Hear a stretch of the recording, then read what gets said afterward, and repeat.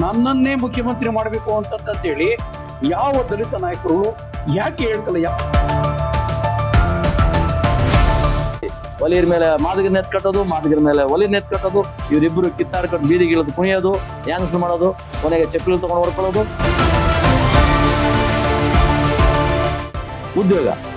ಉದ್ಯೋಗದಲ್ಲಿ ಮೀಸಲಾತಿ ಕೊಡ್ಬೇಕಂತಂದಾಗ ಯಾರು ಕೊಡ್ಬೇಕಲ್ಲಿ? ಯಾರು ನಿಜವಾದ ತಿನ್ನಕ್ಕೆ ಅನ್ನಕ್ಕಿಲ್ದೇ ಇರ್ತಕ್ಕಂಥ ಜೀತ ಮಾಡ್ಕೊಂಡು ಗುಡಿಸಲಲ್ಲಿ ಹೆಂಚಿನ ಮನೆ ಸೀಟ್ ಮನೆಯಲ್ಲಿ ಇದಾನ ಅವನಿಗೆ ಹೋಗ್ಬೇಕೇ ವಿನ. ನಮಸ್ಕಾರ ಕರ್ನಾಟಕ, ನಾನು ಮಹಾದೇವಗೌಡ, ಸಾಕ್ಷಾತ್ ಸುದ್ದಿ ಸ್ವಾಭಿಮಾನಿ ಸಂಸ್ಥೆಯ ಸಂಪಾದಕ, ಮಾಲೀಕ. ಮಿತ್ರರೇ, ಇವತ್ತು ನನ್ನ ಜೊತೆ ನನ್ನ ಬಾಲ್ಯದ ಗೆಳೆಯರು, ನನ್ನ ಆತ್ಮೀಯ ಸ್ನೇಹಿತರು, ನನ್ನನ್ನು ಭಾಳಷ್ಟು ಕಷ್ಟ ಸುಖಗಳೇ ನಡೆಸ್ಕೊಂಡ್ಬಂದವರು, 45 ವರ್ಷಗಳ ಗೆಳೆಯ ಚಿನಾರಾಮು ಒಂದು ಹೆಸರನ್ನು ತಾವೆಲ್ಲ ಕೇಳಿರ್ತೀರ. ಅವರು ನ್ಯಾಷನಲ್ ಪ್ರೆಸಿಡೆಂಟ್, ಅಂಬೇಡ್ಕರ್ ಪ್ರಚಾರ ಸಮಿತಿ ಹಾಗೂ ಸಾಕಷ್ಟು ಹೋರಾಟಗಳಲ್ಲಿ, ದಲಿತ ಪರ ಹೋರಾಟಗಳಲ್ಲಿ, ಕೆನೆಪದರದ ಹೋರಾಟಗಳಲ್ಲಿ, ಮೀಸಲಾತಿಗಳಲ್ಲಿ ಭಾಳಷ್ಟು ಶ್ರಮಿಸಿದಂಥ ಗೆಳೆಯರು. ವಿಶೇಷವಾಗಿ ಭಾರತದಾದ್ಯಂತ ಸಂಚಾರ ಮಾಡಿ ಕೆನೆಪದರೆಯ ಒಂದು ಮೀಸಲಾತಿಗಳ ಬಗ್ಗೆ ಭಾಳಷ್ಟು ಹೋರಾಟ ಮಾಡಿದವರು. ಭಾಳ ಕೆಚ್ಚೆದೆ ವ್ಯಕ್ತಿ, ಯಾವುದಕ್ಕೂ ಹೆದರುವಂಥ ವ್ಯಕ್ತಿಗಳಲ್ಲ. ಭಾಳ ನಿರ್ಗಳವಾಗಿ ನಿಷ್ಕಲ್ಮಶ ಮಾತಾಡೋಂಥ ವ್ಯಕ್ತಿ. ಒಂದೇ ಮಾತು ಅವ್ರದ್ದು ಯಾವುದೇ ಕಾರಣಕ್ಕೆ ಬದಲಾವಣೆ ಕಾಣದಂಥ ವ್ಯಕ್ತಿ. ರಮಣರೇ ನಮಸ್ಕಾರ, ತಮಗೆ ಸ್ವಾಗತ ಮಾಡ್ತೀನಿ ಸ್ವಾಭಿಮಾನಿ ಸ್ಟುಡಿಯೋಗೆ. ಈ ದಿವಸ ಈ ರಾಜ್ಯದ ಮತ್ತು ಈ ದೇಶದ ಜನ ಏನನ್ನು ನಿಮ್ಮ ಕಡೆ ಎಕ್ಸ್ಪೆಕ್ಟ್ ಮಾಡ್ತಿದ್ದಾರೆ ಅಂತಂದರೆ, ಈ ಮೀಸಲಾತಿ ವಿಚಾರಗಳಲ್ಲಿ ತಾವಿಂದ ಒಂದು ಸರಿ ಮಾತಾಡಿದ್ವಿ, ಆದರೆ ಈಗ ಅದಕ್ಕೊಂದು ಹಂತ ಬಂದಿದೆ. ಈಗ ಈ ಮೀಸಲಾತಿ ವಿಚಾರಗಳಲ್ಲಿ ಕೊನೆ ಹಂತದಲ್ಲಿ ನಾಗಮೋಹನ್ ದಾಸ್ ಮಾಡಿದಂಥ ಕೆಲವು ಏನಿವೆ ಅದರಲ್ಲಿ ಆ ವಿಚಾರಗಳಲ್ಲಿ ಯಾರಿಗೆ ಮೀಸಲಾತಿಗಳಲ್ಲಿ ಯಾರಿಗೆ ಪರ್ಸೆಂಟೇಜ್ ಹೋಯಿತು, ಎಲ್ಲೆಲ್ಲಿ ಅನ್ಯಾಯ ಆಯಿತು, ಯಾರಿಗೆ ಇದರಲ್ಲಿ ನೊಂದು ಬೆಂದರು ಅನ್ನೋ ವಿಚಾರಗಳನ್ನು ತಮ್ಮಿಂದ ಈ ರಾಜ್ಯದ ಜನ, ಈ ದೇಶದ ಜನ ಕೇಳಬಯಸಿದ್ದಾರೆ. ಸಾಕಷ್ಟು ಜನ ನನಗೆ ಕರೆ ಮಾಡಿದ್ದಾರೆ. ಮುಂದಿನ ದಿನಗಳಲ್ಲಿ ಕರೆ ಮಾಡಿದವ್ರನ್ನು ತಮಗೆ ನಿಮಗೆಲ್ಲ ಪರಿಚಯ ಮಾಡಿಸ್ತೀನಿ. ವೀಕ್ಷಕರೇ, ಇವತ್ತು ನಮ್ಮ ಜೊತೆಗೆ ಮಾನ್ಯ ಚಿನಾರಾಮನವರು ಇದ್ದಾರೆ. ಅವರು ಬಹಳಷ್ಟು ಇದನ್ನು ಹೋರಾಟಗಳು ಮಾಡಿ ಅದನ್ನು ಅಧ್ಯಯನ ಮಾಡಿದ್ದಾರೆ, ಒಂದೊಂದು ಇಂಚು ಅಧ್ಯಯನ ಮಾಡಿದ್ದಾರೆ. ಹಾಗಾಗಿ ಮಿತ್ರರನ್ನು ನಾನು ಬರಮಾಡ್ಕೊಳ್ತಿದ್ದೇನೆ. ಬಾಬಾ ಸಾಹೇಬ್ ಅಂಬೇಡ್ಕರ್ ಅವರು ಈ ಕತ್ತಲೆಯಲ್ಲಿದ್ದಂಥ ಜನರಿಗೆ ನ್ಯಾಯ ಕೊಡಬೇಕು, ತಲಾಂತರಗಳಿಂದ ಶೋಷಣೆಗೊಳಪಟ್ಟಂಥವ್ರಿಗೆ ಸ್ವಾಭಿಮಾನದ ಧ್ವನಿಯನ್ನು ತರಬೇಕು ಅಂತಕ್ಕಂಥ ಪ್ರಯತ್ನದಲ್ಲಿ ಮೀಸಲಾತಿಯನ್ನು ತಂದುಕೊಟ್ಟು, ಮೀಸಲಾತಿ ಬರಬೇಕಾದ್ರೆ ಸುಮ್ಮನೆ ಬರಲಿಲ್ಲ. ಅದು ಅವರ ಪರಿಶ್ರಮ, ಅವರ ಶ್ರಮ, ಅವರ ಧ್ಯೇಯ ಉದ್ದೇಶಗಳನ್ನು ಭಾಳಷ್ಟು ಕಷ್ಟಗಳನ್ನು ಅನುಭವಿಸಿ ಬಂದರು. ಇವತ್ತು ಮೀಸಲಾತಿಯನ್ನು ತಂದಂಥ ಸಂದರ್ಭದಲ್ಲಿ ಬಾಬಾ ಸಾಹೇಬರಿಗಿದ್ದಂಥ ಅವಕಾಶಗಳು ಭಾಳ ಕಡಿಮೆ ಅವಕಾಶ ಇತ್ತು. ಆ ಕಡಿಮೆ ಅವಕಾಶದಲ್ಲಿ ಕಡಿಮೆ ಜನಸಂಖ್ಯೆಗೆ ಅನುಗುಣವಾಗಿ ಮೀಸಲಾತಿಯನ್ನು ವಿಸ್ತರಣೆ ಮಾಡಿದ್ರು. ಇವತ್ತು ಮೀಸಲಾತಿಯಲ್ಲಿ ಆ ದಿನದಲ್ಲಿ ಇದ್ದಂಥದ್ದು ಕೇವಲ 6 ಜಾತಿಗಳು ಮಾತ್ರನೇ. ಎಸ್ಸಿಗಳಿಗೆ 6 ಜಾತಿ ಇದ್ದಂಥ ಎಸ್ಸಿಗಳಿಗಿದ್ದಂಥ ಮೀಸಲಾತಿ ಇವತ್ತು 96 ಜಾತಿಗಳು ಸೇರ್ಪಡೆ ಆಗ್ಬಿಟ್ಟಿದ್ದಾವೆ. ವೋಟ್ ಬ್ಯಾಂಕ್ ರಾಜಕಾರಣಕ್ಕೋ ಯಾವುದೋ ಒಂದು ಮೂಲಕ್ಕೆ ರಾಜಕೀಯ ವ್ಯಕ್ತಿಗಳು ಜಾತಿಗಳನ್ನು ಸೇರಿಸಿದ್ದಾರೆ. ಜಾತಿಗಳು ಸೇರಿಸಿರೋದ್ರ ಬಗ್ಗೆ ನಮಗೇನು ಬೇಸರ ಇಲ್ಲ. ಆ ಬೇಸರ ಇವತ್ತು ಮೀಸಲಾತಿ ವರ್ಗೀಕರಣದ ಬಗ್ಗೆ ಭಾಳ ದೊಡ್ಡ ಸುದ್ದಿ ಆಗ್ತಾ ಇದೆ. ಮೀಸಲಾತಿ ವರ್ಗೀಕರಣ ಬೇಕಂತೇಳಿ ಮಾದಿಗ ಸಮಾಜ 35 ವರ್ಷಗಳಿಂದ ನಿರಂತರವಾದ ಹೋರಾಟಗಳನ್ನು ಮಾಡ್ಕೊಬೋದು. ನಮ್ಗೆ ಅನ್ಯಾಯ ಆಗಿದೆ, ನಿಜ, ಅವ್ರಿಗೆ ಅನ್ಯಾಯ ಆಗಿದೆ, ಎಲ್ರಿಗೂ ಅನ್ಯಾಯ ಆಗಲೇಬಾರದು.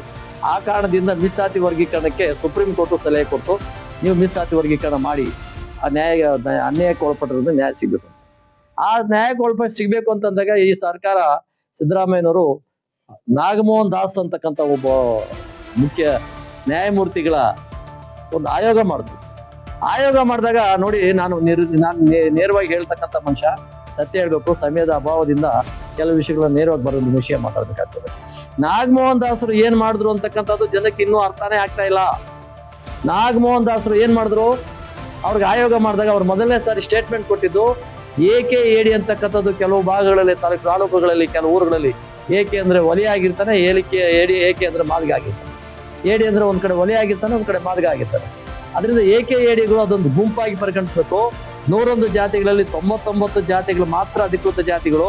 ಅವೆರಡು ಜಾತಿಗಳ ಬದಲಾವಣೆ ಮಾಡ್ಬೇಕಾದ್ರೆ ಅವೆರಡು ಜಾತಿಗಳನ್ನ ಗುಂಪಾಗಿ ನೋಡ್ಬೇಕು, ಆ ಜಾತಿಯ ಮೂಲ ಜಾತಿ ಬರ್ಸ್ಬೇಕು ಅಂತಕ್ಕಂಥ ಒಂದು ಆದೇಶ ಹುಕುಮನ್ನ ಕೊಟ್ರು. ನಾಗಮೋಹನ್ ದಾಸ್ ಹೇಳಿರೋದು ಸರಿ ಇದೆ. ಆದ್ರೆ ಮಾಡಿದ್ದು ಮುಂದಿನ ಕಾಲದಲ್ಲಿ ಮಾಡಿದ್ದಂಥದ್ದು ಬಹಳ ಘೋರಾತಿ ಘೋರ ಅನ್ಯಾಯ. ನಿಜವಾದ ಅಸ್ಪೃಶ್ಯ ಸಮಾಜ ಅಂದ್ರೆ ಒಲಿರು ಮಾದಿಗರೇನೆ. ಈ ಒಲೆ ಮಾದಿಗರ ಮಧ್ಯೆ ಬೆಂಕಿ ಹಚ್ಚಿ ಕೆಲವು ರಾಜಕೀಯ ಮಾಡ್ಕೊಂಡು ಕಾಲ ಕಳೀತಾ ಇದ್ದಾರೆ. ಅದರಲ್ಲಿ ಯಾರು ಅಂತಂದ್ರೆ ನಮ್ಮಲ್ಲೇ ಇರ್ತಕ್ಕಂಥ ಒಂದು ಬಲಿತ ವರ್ಗ, ರಾಜಕೀಯದಲ್ಲಿ ಇರ್ತಕ್ಕಂಥ ರಾಜಕಾರಣಿಗಳು, IAS, IPS, IRS, IFSಗಳು ಇವರೆಲ್ಲ ಸೇರಿ ಒಂದು ನಾಟಕ ಬರೋನ್ನಲ್ಲಿ ನಾಟಕವನ್ನು ಆಡ್ತಾ ಇದ್ದಾರೆ. ಇಲ್ಲಿ ನಾಗಮೋಹನ್ ದಾಸ ಹೇಳಿದಂತ AKAD ಅನ್ನೋ ಜಾತಿಗಳನ್ನ ಪರಿಗಣಿಸಬೇಡಿ ಅಂದ್ಮೇಲೆ ಯಾವುದೇ ಚುನಾವಣೆಯಲ್ಲಿ ಮತ ಚಲಾವಣೆ ಆಗ್ತದೆ. ಕೆಲವು ಮತಗಳನ್ನ ಕುಲಗೆಟ್ಟ ಮತಗಳು ಅಂತ ಆಗ್ತಾರೆ. ಯಾಕೆಂದ್ರೆ ಅದು ಮತ ಚಲಾವಣೆ ಮಾಡುವಾಗ ತಪ್ಪಾಗಿ ಬರ್ದಿರ್ತಾರೆ, ಹಂಗಾಗಿ ಅವ್ರನ್ನ ಕುಲಗೆಟ್ಟ ಮತ. ಇಲ್ಲಿ AKAD ಬರ್ಸಬೇಡಿ ಅಂದ್ರೂ 4 ಲಕ್ಷ ಜನ AKAD ಅಂತ ಬರ್ಸಿದ್ರು. ಆ AKADಗಳು ಯಾರು? ಇದೇ ಯಕ್ಷ ಪ್ರಶ್ನೆ. ಈ ಯಕ್ಷ ಪ್ರಶ್ನೆಯನ್ನ ಈ ಬೆನ್ನತ್ಕೊಂಡು ಹೋಗ್ತಕ್ಕಂಥ ದಲಿತ ಸಂಘಟನೆಗಳಾಗ್ಲಿ ಅಥವಾ ರಾಜಕಾರಣಿಗಳಾಗ್ಲಿ, IAS, IPS ಅಧಿಕಾರಿಗಳಾಗ್ಲಿ, ನಮ್ಗೆ ಯಾರೋ ಮೇಲ್ಜಾತಿಗಳು ನಮ್ಮನ್ನ ಅನ್ಯಾಯ ಮಾಡ್ತಾ ಇಲ್ಲ. ನಮ್ಮಲ್ಲೇ ಮೇಲೆ ಬಂದಿರತಕ್ಕಂಥ ಕೆಲವು ಕುಟುಂಬಗಳು, ಕೆಲವು ವ್ಯಕ್ತಿಗಳು ಮಾತ್ರ ಇದರಲ್ಲಿ ಮೋಸಕ್ಕೆ ಕಾರಣರಾಗ್ತಾ ಇದ್ದಾರೆ. ಅವ್ರು ಏನ್ ಮಾಡಿದ್ರು? AKAD ಅಂತ ಬರ್ಸ್ಬೇಡಿ ಅಂದ್ರು ಬರ್ಸಿರೋರು. ನಾಗಮೋಹನ್ ದಾಸ್ಗೆ ಒಂದು ಒಳ್ಳೆ ಗಂಟು ಹೋಯ್ತು, ಅವ್ರಿಗೆ ಒಳ್ಳೆ ಬಕ್ಷೀಸ್ ಹೋಯ್ತು, ಒಳ್ಳೆ ಟಿಪ್ಸ್ ಹೋಯ್ತು. 4 ಲಕ್ಷ ಜನನ ತಗೊಂಡು ಬಂದು ಪ್ರವರ್ಗ 4ರಲ್ಲಿ ತಂದು ತುಂಬಿಟ್ರು. AKAD ಅದೊಂದು ಜಾತಿನೇ, ಅದು ಪ್ರವರ್ಗ 4ರಲ್ಲಿ ಇಡೋಣ ಅಂತ ಇಟ್ರು. ಮಾದಿಗರಿಗೆ 6% ಆಯ್ತು ಅಂತ ಒಲಿರೋ ಇಡೀ ರಾಜ್ಯಾದ್ಯಂತ ಕೂಗಾಟ ಶುರು ಮಾಡಿದ್ರು. ರಾಜ್ಯಾದ್ಯಂತ ಕೂಗಾಡಿ ನಮ್ಗೆ ಅನ್ಯಾಯ ಆಗ್ಬಿಟ್ಟಿದೆ, ಮಾದಿಗರಿಗೆ 6% ಕೊಟ್ಬಿಟ್ಟಿದ್ದೀರಾ, ನಮ್ಗೆ 4 ಇದೆ, 6 ಇದೆ, 5 ಇದೆ ಅಂತ ಹೇಳಿ ಕುಣಿದ್ರು. ಈ ಕುಣಿದ ವಿಷಯದಲ್ಲಿ ನನಗೆ ಸಂತೋಷನೇ. ಯಾಕಂದ್ರೆ ಕನಿಷ್ಠ ಆ ಸಮಾಜ ಎಲ್ಲೋ ಒಂದ್ ಕಡೆ ಮಲಗಿರೋ ಸಮಾಜ, ಒಲಿಯರ ಸಮಾಜ ಮಲಗಿರೋ ಸಮಾಜನೇ. ಅವರು ಇಡೀ ರಾಜ್ಯಾದ್ಯಂತ ಚಳವಳಿ ಮಾಡಿದಾಗ ನನಗೂ ಸಂತೋಷ ಆಯ್ತು. ಕನಿಷ್ಠ ಈಗಲಾದ್ರೂ ಜಾಗೃತರಾದ್ರಲ್ಲ ಅನ್ನೋ ಒಂದು ಖುಷಿನೂ ಆಯ್ತು. ಅದಾದ್ಮೇಲೆ ಸಿದ್ದರಾಮಯ್ಯ ಮುಖ್ಯಮಂತ್ರಿಗಳು, ನೀವ್ ಯಾಕ್ರೆ ಕಿತ್ತಾಡ್ತೀರಾ, ಬಂದ್ರೆ ಇಲ್ಲಿ ಆ AKAD ಇದಾರಲ್ಲ ಅದನ್ನ ಒಲಿಯರ ಜೊತೆಲಿ ಹಾಕ್ಬಿಡ್ತೀವಿ, 1% ಪ್ರವರ್ಗ 2ರಲ್ಲಿ ಹಾಕ್ತೀವಿ, ನೀವು ತಗೊಂಡೋಗಿ ಅಂದ್ರು. ಆ ಟೈಮಲ್ಲಿ ಇದ್ದಂತ ನಮ್ಮ ಡಾಕ್ಟರ್ ಮಹದೇವಪ್ಪನವರು, ಸರ್ ಇದು ಮಾಡೋಕ್ಕಾಗಲ್ಲ ಸರ್ ಅಂದ್ರು. ನಾನು ಈ ಗುಟ್ಟು ಹೇಳ್ಬಾರ್ದು, ಇಲ್ಲಿ ಹೇಳ್ತೀನಿ, ಇದು ಗೊತ್ತಾಗ್ಬೇಕು ಜನಕ್ಕೆ. ಆಗ ಹೇಳಿದ್ರು, ಸಿದ್ದರಾಮಯ್ಯ ಹೇಳಿದ್ರು, ಮಹದೇವಪ್ಪ, ಸರ್ಕಾರಕ್ಕೇನು ಸರ್ಕಾರ ಮುಗಿಸ್ಬೇಕಂತ ಕಾಯ್ತಾ ಇದೆಯಾ ನೀನು? ನರೇಂದ್ರ ಸ್ವಾಮಿ ರೆಡಿ ಆಗಿ ನೀನು ಮಂತ್ರಿ ಮಾಡ್ತೀನಿ ನಿನ್ಗೆ ಅಂದ್ರು. ಇವ್ರು ಬಾಯಿ ಮುಚ್ಕೊಂಡು ಟ್ಯಾಪ್ ಕೂತ್ಕೊಂಡ್ಬಿಟ್ರು. ಯಾಕಂದ್ರೆ ಮಂತ್ರಿ ಸ್ಥಾನ ಹೋಗುತ್ತೆ ಅನ್ನೋ ದೃಷ್ಟಿಯಿಂದ ಮಹದೇವಪ್ಪನವರು ಸ್ವಾಭಿಮಾನದ ವಾಯ್ಸನ್ನ ಮಾಡಲಿಲ್ಲ, ಧ್ವನಿ ಎತ್ತಲೇ ಇಲ್ಲ, ಸೈಲೆಂಟ್ ಆದ್ರು.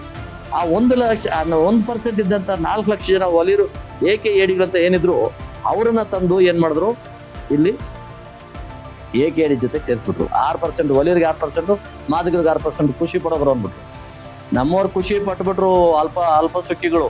ಇವರು ಸಿದ್ದರಾಮಯ್ಯನವರು 101ನೇ ಅವತಾರ ಬಾಬಾ ಸಾಹೇಬ್ ಅಂಬೇಡ್ಕರ್ ಅಂತ ಸನ್ಮಾನಗಳು ಮಾಡಿದ್ದೇನೋ, ಅವ್ರನ್ನ ಕೂಗಾಡಿದೇನೋ, ಒತ್ಕೊಂಡು ಮೆರವಣಿಗೆ ಮಾಡಿದ್ದೇನೋ ಎಲ್ಲ ಮಾಡ್ಬಿಟ್ರು. ಆದ್ರೆ ಅಲ್ಲಿ ಇರ್ತಕ್ಕಂಥ ಸತ್ಯ ತಿಳ್ಕೋಬೇಕು. ಆ AKAD ಅಂತ ಬರ್ಸಿರ್ತಕ್ಕಂಥವ್ರು ಯಾರು SCಗಳಲ್ಲ, ಅವ್ರು ಯಾರು ಒಲಿಯರು ಅಲ್ಲ, ಮಾದಿಗರು ಅಲ್ಲ. ಅವರೆಲ್ಲ ಸುಳ್ಳು ಜಾತಿ ಪತ್ರಗಳ ಮೇಲೆ ನಕಲಿ ಉದ್ಯೋಗಗಳನ್ನ ಸಂಪಾದನೆ ಮಾಡಿಕೊಂಡು ನಕಲಿ ಜಾತಿ ಪತ್ರಗಳ ಮೇಲೆ ಅಧಿಕಾರದಲ್ಲಿರ್ತಕ್ಕಂಥ ಬಹುತೇಕರು ಅದರಲ್ಲಿ ಅವರೇ ಇದ್ದಾರೆ. ಅವರೆಲ್ಲ ಹಣ ಕಲೆಕ್ಟ್ ಮಾಡಿದ್ರು. ಆ ಹಣ ಎಲ್ಲೋಯ್ತು ಅಂತ ನಾವು ಇವತ್ತು ಹೇಳಕ್ಕಾಗಲ್ಲ. ಅದು ಹಣ ಯಾರಿಗೋಯ್ತೋ ಅವ್ರಿಗೆ 1% ಕೊಟ್ಟಿದ್ರು. ಆ 1% ಕೊಟ್ಟವ್ರನ್ನ ತಗೊಂಬಂದು 5%ನವರಿಗೆ 1% ಸೇರಿಸ್ತಾರೆ. ಆಗ ಮಾದೇವನ ಇನ್ನೊಂದು ಮಾತು ಹೇಳಿದ್ರು, ಇಲ್ಲ ಸರ್ ಇದರಲ್ಲಿ AKAD ಅಂತ ಹೇಳಿದೆ, ಕೆಲವು ಕಡೆ AK ಅಂದ್ರೆ ಒಲಿರು, AKAD ಅಂದ್ರೆ ಮಾದಿಗರು, ಇಲ್ಲಿ AKAD ಇರೋದ್ರಿಂದ ಏನ್ ಮಾಡ್ಬೇಕು ಅಂತ. ಅಷ್ಟೇ ತಾನೇ, ಏನ್ ಹೋಗ್ಬೇಕು ಅವ್ರ ಗಂಟು ಹೇಳ್ಬಿಟ್ರು ನೇರವಾಗಿ. ಆಯ್ತು, AKAD ಅಂತಕ್ಕಂಥವ್ರು ಒಲಿರ್ ಗುಂಪಲ್ಲಾದ್ರೂ ಹೋಗ್ಬೋದು, ಪ್ರವರ್ಗ 1ರಲ್ಲಾದ್ರೂ ಹೋಗ್ಬೋದು, ಪ್ರವರ್ಗ 2ರಲ್ಲಾದ್ರೂ ಹೋಗ್ಬೋದು, ನೀವೆಲ್ಲಾದ್ರೂ ಹೋಗಿ ನೀವು ಅನುಕೂಲ ಪಡ್ಕೊಳ್ಳಿ ಅಂದ್ರು. ಈಗ ಇಲ್ಲಿ ಯಾರು ಕ್ಲಾಸ್ ಆಗ್ತಾ ಇದೆ, ಮಾದಿಗರು ಇವತ್ತು ನಮ್ಗೆ ಅನ್ಯಾಯ ಆಗಿದೆ, ಒಳ ಮೀಸಲಾತಿ ಜಾರಿ ಮಾಡಬೇಕು ಅಂತ ಇಡೀ ರಾಜ್ಯಾದ್ಯಂತ ಇವತ್ತು ಹೋರಾಟ ಮಾಡ್ತಾ ಇದ್ದಾರೆ. ಇವತ್ತು ಮಹದೇವಪ್ಪನಿಗೆ ಧಿಕ್ಕಾರಗಳು ಹೇಳ್ತಾರೆ, ಇನ್ ಕೆಲವರು ಚಪ್ಪಲಿ ತಗೊಂಡು ಅವರೇ ಹೊಡ್ಕೊತಾ ಇದ್ದಾರೆ. ಅವ್ರಿಗೆ ತಲೆನಲ್ಲಿ ಏನಿದೆ ಅಂತ ಅರ್ಥ ಆಗ್ತಾ ಇಲ್ಲ. ಈ 4 ಲಕ್ಷ ಜನ ಹೋಗೋದು ಪ್ರವರ್ಗ 1ಕ್ಕೆ ಹೋಗೋದವರು. ಯಾಕಂದ್ರೆ ಅವ್ರಿಗೆ ಬೆನಿಫಿಟ್ಸ್ ಇರೋದು ಪ್ರವರ್ಗ 1ರಲ್ಲೇ, ಪ್ರವರ್ಗ 2ಕ್ಕೆ ಹೋಗೋದಿಲ್ಲ ಅವರು. ಆ 4 ಲಕ್ಷ ಜನನು ಮಾದಿಗರಿಗೆ ಅನ್ಯಾಯ ಮಾಡ್ತಾ ಇದ್ದಾರೆ. ಹಾಗಿದ್ರೆ ಅವ್ರ ಮಾದಿಗರು ಮೂಲ ಜಾತಿ ಬರ್ಸಿಲ್ಲ ಅಂತಂದ್ರೆ ಅವ್ರ ಮೂಲ ಜಾತಿ ಯಾವ್ದು ಅನ್ನೋದನ್ನ ಕುಲಶಾಸ್ತ್ರ ಅಧ್ಯಯನ ಆಗ್ಲಿ. ಆ 4 ಲಕ್ಷ ಜನ ಯಾರು, ಯಾಕೆ ಬರ್ಸ್ಬೇಕಾಗಿತ್ತು? ಅವ್ರು ಬರ್ಸ್ಬೇಡಿ ಅಂದ್ರೂ ಬರ್ಸಿದಾರಂದ್ರೆ ಅಧಿಕಾರಿಗಳದ್ದು ತಪ್ಪಿದೆ. ಜೊತೆಗೆ ಅಲ್ಲಿ ಬರ್ಸದಂತವ್ರನ್ನ ನಾನಾ ಅಮಾನತಾಗಿಡ್ಬೇಕು. ಅವ್ರನ್ನ ನಾಗರಿಕ ಹಕ್ಕು ಜಾರಿ ನಿರ್ದೇಶನಾಲಯ ಇದೆ, ತನಿಖೆಗೆ ಒಳಪಡಿಸ್ಲಿ, ಮೂಲ ಜಾತಿಗೆ ಹುಡ್ಕೊಂಡು ಹೋಗ್ಲಿ. ಇಲ್ಲ ಅವ್ರಿಗೆ ನಿಮ್ಗೆ ತಾತ್ಕಾಲಿಕವಾಗಿ ನಿಮ್ಮನ್ನ ರಿಜೆಕ್ಟ್ ಮಾಡಿದ್ದೀವಿ ಅಥವಾ ಅಮಾನತಲ್ಲಿಟ್ಟಿದ್ದೀವಿ ನಿಮ್ಮ ಜಾತಿಗಳನ್ನ ಅಂದಾಗ ಅವ್ರ ಮೂಲ ಜಾತಿ ಯಾವ್ದು ಅಂತ ಬಂದು ಹೇಳಿ. ಯಾಕಂದ್ರೆ ಒಬ್ಬ ವ್ಯಕ್ತಿ, ಒಂದು ಕುಟುಂಬದಲ್ಲಿ ಒಬ್ಬ ವ್ಯಕ್ತಿ ಮಾತ್ರ ಅಲ್ಲಿ ಏಕೆ ಅಂತ ಬರ್ಸಿರ್ತಾನೆ ಅಥವಾ ಏಡಿ ಅಂತ ಬರ್ಸಿರ್ತಾನೆ. ಇನ್ನು ಉಳಿದ ಮನೇಲಿ ಕುಟುಂಬದಲ್ಲಿ ಇರ್ತಕ್ಕಂಥವ್ರು ಬಹಳ ಜನ ಅವ್ರ ಮೂಲ ಜಾತಿಗಳೇ ಬರ್ಸ್ಕೊಂಡಿರ್ತಾರೆ. ಅದರಿಂದ ಮೂಲ ಜಾತಿ ಬರ್ಸಿದ್ರೆ ಅವ್ರು ಜೈಲ್ಗೆ ಹೋಗ್ತಾರೆ, ಅಧಿಕಾರದಲ್ಲಿದ್ದಾರೆ. ಆ ಅಧಿಕಾರದಲ್ಲಿ ಇರ್ತಕ್ಕಂಥ ಈ ಸುಳ್ಳು ಜಾತಿ ಪ್ರಮಾಣ ಪತ್ರ ತಗೊಂಡಿರ್ತಕ್ಕಂಥ ವ್ಯಕ್ತಿಗಳ ಮೇಲೆ ಶಿಕ್ಷೆ ಆಗ್ಲೇಬೇಕು. ಇದು ಘೋರಾತಿ ಘೋರಿ ಅನ್ಯಾಯ. ಈಗೇನು ಮೀಸಲಾತಿ ವರ್ಗೀಕರಣ ಆಗಿದೆ, ಇದರಲ್ಲಿ ಸಾಕಷ್ಟು ತಪ್ಪುಗಳನ್ನ ತಿದ್ಕೊಳ್ಳೋಂಥ ಕೆಲಸ ಆಗ್ಬೇಕಾಗ್ತದೆ. ತಿದ್ದೇ ಹೋದ್ರೆ ಈ ಸಮಾಜ ಮತ್ತೆ ಬೀದಿಗೆ ಇಳಿದು ಒಲಿಯರು ಮಾದಿಗರು ಕಿತ್ತಾಡೋದ್ರಲ್ಲೇ ಕಾಲ ಕಳೀತಾರೆ. ಒಲಿಯರು ಮಾದಿಗರಿಗೆ ಆಗಿರೋ ನಿಜವಾದ ಅನ್ಯಾಯನ ಸರಿಪಡಿಸುವಂತ ಕೆಲಸಗಳು ನಮ್ಮವ್ರು ಮಾಡ್ತಾ ಇಲ್ಲ. ನಮ್ಮ ರಾಜಕಾರಣಿಗೆ ಇದ್ರ ಅವಶ್ಯಕತೆ ಇಲ್ಲ. ವೋಟ್ ಬ್ಯಾಂಕ್ ರಾಜಕಾರಣ ಮಾಡ್ಕೊಂಡು ಹೋಗ್ತಾರೆ. ಮತ್ತೆ ಇನ್ನೊಂದು ವಿಷಯ, ಇದ್ರಲ್ಲಿ ಪ್ರಮುಖವಾದ ವಿಷಯ, ಇವತ್ತು ಆರ್ಥಿಕವಾಗಿ ಮೀಸಲಾತಿಯನ್ನ ಪಡ್ಕೊಂಡಿರ್ತಕ್ಕಂಥವ್ರು, ಆರ್ಥಿಕವಾಗಿ ಸಬಲರಾಗಿರ್ತಕ್ಕಂಥವ್ರು ಮತ್ತೆ ಮೀಸಲಾತಿ ಯಾಕೆ ಕೇಳ್ಬೇಕು? ಅವರು ನಮ್ಮ ಅಣ್ಣ ತಮ್ಮಂದ್ರು ಕೆಳಗಡೆ ಇದ್ದಾರಪ್ಪ, ಚಪ್ಪಲಿ ಹೊಲಿತಾವನೆ, ಜೀತ ಮಾಡ್ತಾವನೆ, ಕೂಲಿ ಮಾಡ್ತಾವನೆ. ನಾನೊಬ್ಬ IAS, IPS, ನಾನು IRS, ನಾನು ಇನ್ಕಮ್ ಟ್ಯಾಕ್ಸ್ ಪೇ, ಇಂಡಸ್ಟ್ರಿಯಲಿಸ್ಟು, ನನಗೆ ಈ ಮೀಸಲಾತಿ ಬೇಡ, ನನ್ನ ತಮ್ಮಂದ್ರಿಗೆ ಹೋಗ್ಲಿ, ನನ್ನ ತಂಗಿರ್ಗೆ ಹೋಗ್ಲಿ, ನನ್ನ ಅಕ್ಕಂದ್ರಿಗೆ ಹೋಗ್ಲಿ ಅಂತ ಒಂದು ದೊಡ್ಡ ಗುಣಗಳನ್ನ ಇಲ್ಲದೆ ಇರ್ತಕ್ಕಂಥ ನಮ್ಮ ಬಲಿತ ದಲಿತರು ಕೆಲವರು ಇದನ್ನ ಅಮಾನತಾಗಿ ಏನು ಗೊತ್ತಿಲ್ಲದ ತರ ಒಲಿಯರಿಗೆ ಅನ್ಯಾಯ ಆಗಿದ್ದಾರೆ, ಹೋರಾಟ ಮಾಡ್ರಿ, ತಗೊಂಡ್ರೆ ಕಾಸು, ಒಂದು ಸಂಘಟನೆಗೆ ಒಂದಷ್ಟು ಕಾಸು ಕೊಡ್ತಾರೆ, ಒಲಿಯರು ಹೋರಾಟ ಸ್ಟಾರ್ಟ್ ಮಾಡ್ತಾರೆ. ಮಾದಿಗರಿಗೆ ಒಂದಷ್ಟು ದುಡ್ಡು ಕೊಡ್ತಾರೆ, ಪ್ಯಾಕೇಜ್ ಕೊಟ್ಬಿಡ್ತಾರೆ, ಹೋರಾಟ ಮಾಡ್ಕೊಳ್ರ ನೀವು ಅಂತ. ಇವು ರಾಜಕಾರಣಿಗಳು ಚೆನ್ನಾಗಿ ಅಧಿಕಾರದಾಗಿರೋರು ಚೆನ್ನಾಗಿ ಅದನ್ನ ಉಪಯೋಗಿಸ್ಕೊತಾ ಇದ್ದಾರೆ. ಇಲ್ಲ ಅಮಾಯಕರು ಪಾಪ ಬೀದಿಗಿಳಿದು ಲಾಠಿ ಚಾರ್ಜ್ ಮಾಡಿಸ್ಕೊಂಡು ಹೊಡೆಸ್ಕೊಂಡು ಕೊನೆಗೆ ಅವರು ಎಲ್ಲಿಲ್ಲದ ದಿಕ್ಕಿಲ್ಲದ ಕೂತಿರತಕ್ಕಂಥ ಕೂಸುಗಳು ಆಗ್ತದೆ. ಇವತ್ತು ದಿಕ್ಕಿಲ್ಲದೆ ಇರ್ತಕ್ಕಂಥ ಕೂಸುಗಳು ಇವತ್ತು ಆ ಒಂದು ಕೂಸುಗಳಿಗೆ ನ್ಯಾಯ ಸಿಗ್ಬೇಕಾದ ಕೆಲಸ ಬಾಬಾ ಸಾಹೇಬ್ ಅಂಬೇಡ್ಕರ್ ಕಣ್ಣಲ್ಲಿ ನೀರು ಹಾಕಿ ರಕ್ತ ಕುಡಿದು ನಮಗೆ ಅಮೃತ ಕೊಟ್ಟಿದ್ದಾರೆ. ಈ ಅಮೃತ ಕೊಟ್ಟಿರ್ತಕ್ಕಂಥ ಇಂಥ ಸಂದರ್ಭದಲ್ಲಿ ನಾವೇನು ಮಾಡ್ಬೇಕಂತಕ್ಕಂಥ ಪರಿಜ್ಞಾನ ಇಲ್ಲದಿರ್ತಕ್ಕಂಥ ನಮ್ಮ ಸಂಘಟನೆಗಳು, ನಮ್ಮ ರಾಜಕಾರಣಿಗಳು ಇದ್ರ ಬಗ್ಗೆ ಮಾತಾಡೋದೇ ಇಲ್ಲ. ಇದು ಸತ್ಯ ತಿಳಿಸ್ಬೇಕಂತ ಪ್ರಯತ್ನ ಐತಲ್ಲ, ಯಾಕೆ ಈ ಸತ್ಯ ಪ್ರಯತ್ನ ಮಾಡಬಾರ್ದು? ಇವರು ಇದ್ರ ಬಗ್ಗೆ ತಿಳಿಸಬಾರ್ದು? ಇವತ್ತು 4 ಲಕ್ಷ ಜನ ಯಾರು ಕುಲಶಾಸ್ತ್ರ ಅಧ್ಯಯನ ಮಾಡಲಿ, ಇಲ್ಲಾಂದ್ರೆ ಅವ್ರ ಮೂಲ ಜಾತಿನ ತಗೊಂಬಂದು ಹೇಳಿ. ನಾನು ನಮ್ಮ ರಾಜ್ಯದ ಒಬ್ಬ ಮುಖ್ಯಮಂತ್ರಿಗಳ ಅಕ್ಕನ ಮಗ ಒಬ್ರು IAS ಅಧಿಕಾರಿ, ಅವರು ಬೆಂಗಳೂರು ನಗರ ಜಿಲ್ಲಾ ಅಧಿಕಾರಿಯಾಗಿದ್ರು. ಅವರು ಸುಳ್ಳು ಜಾತಿ ಪತ್ರ ತಗೊಂಡಿದ್ದಾರೆ ಅಂತೇಳಿ ಅವ್ರ ಮೇಲೆ ಕೇಸ್ಗಳೆಲ್ಲ ಆಯ್ತು. ನಾಗರಿಕ ಕುಜಾದೇಶರು ಕೇಸ್ ಆಯ್ತು. ಅಲ್ಲಿ ನಾವು ಗಮನಿಸ್ಬೇಕಾಗಿರೋದು ಒಬ್ಬ ಅಧಿಕಾರಿ, IAS ಅಧಿಕಾರಿ, ತನ್ನ ತಾಯಿ ತಂದೆ ಇಬ್ರು ಇದ್ದಾರೆ. ಒಬ್ಬ ತಾಯಿಗೆ ಒಬ್ಬ ಮಗ ಕಾಡು ಕುರುಬ ಆಗ್ಬಿಡ್ತಾನೆ, ಇನ್ನೊಬ್ಬ ಕುರುಬ ನಾಡು ಕುರುಬ ಆಗ್ತಾನೆ. ಅವ್ನು ಎಕ್ಸೈಸ್ ಡಿಪಾರ್ಟ್ಮೆಂಟ್ಗೆ ಹೋಗ್ತಾರೆ, ಇನ್ನೊಬ್ಬನು IAS ಮಾಡ್ಕೊಂಡು ರೆವಿನ್ಯೂ ಡಿಪಾರ್ಟ್ಮೆಂಟ್. ಒಂದು ತಾಯಿಗೆ ಒಂದು ತಂದೆಗೆ ಹುಟ್ಟಿದಂತ ಇಬ್ಬರು ಮಕ್ಕಳು ಒಂದೊಂದು ಜಾತಿಗೆ ಒಬ್ಬೊಬ್ರು ಹುಟ್ಬಿಟ್ರ. ಇಂಥ ಉದಾಹರಣೆಗಳು ಸಾಕಷ್ಟು ನಾನು ಹೇಳ್ಬಲ್ಲೆ. ಈ ಸುಳ್ಳು ಜಾತಿ ಪತ್ರ ತಗೊಂಡಿರ್ತಕ್ಕಂಥವ್ರು ಇವತ್ತೇನು ಚೀಫ್ ಇಂಜಿನಿಯರ್ಗಳಿದ್ದಾರೆ, ಎಕ್ಸಿಕ್ಯೂಟಿವ್ ಇಂಜಿನಿಯರ್ಗಳಿದ್ದಾರೆ, ಸಬ್ ಇನ್ಸ್ಪೆಕ್ಟರ್ಗಳಿದ್ದಾರೆ, ಸರ್ಕಲ್ ಇನ್ಸ್ಪೆಕ್ಟರ್ಗಳಿದ್ದಾರೆ, DYSPಗಳಿದ್ದಾರೆ, ಸೆಕ್ರೆಟರಿಗಳು, ಅಂಡರ್ ಸೆಕ್ರೆಟರಿಗಳು, ಎಷ್ಟು ಜನ ಇದ್ದಾರೆ? ಎಷ್ಟು ಇಲಾಖೆಗಳಲ್ಲಿ ಎಷ್ಟು ಅಧಿಕಾರನ ಲಪ್ತಾಯಿಸಿದ್ದಾರೆ? ಈ ಜನಕ್ಕೆ ಅನ್ಯಾಯ ಮಾಡಿದ್ದಾರೆ, ಮೋಸ ಮಾಡಿದ್ದಾರೆ. ಅವ್ರು ಈ 4 ಲಕ್ಷ ಜನದಲ್ಲಿ ಅವರೇ ಇದ್ದಾರೆ ಅಂತ ನನ್ನ ಭಾವನೆ ಎಲ್ಲ ಸತ್ಯನು. ಹಾಗಾಗಿ ಈ ಸಮಾಜ ಎಚ್ಚೆತ್ಕೊಳ್ಬೇಕು.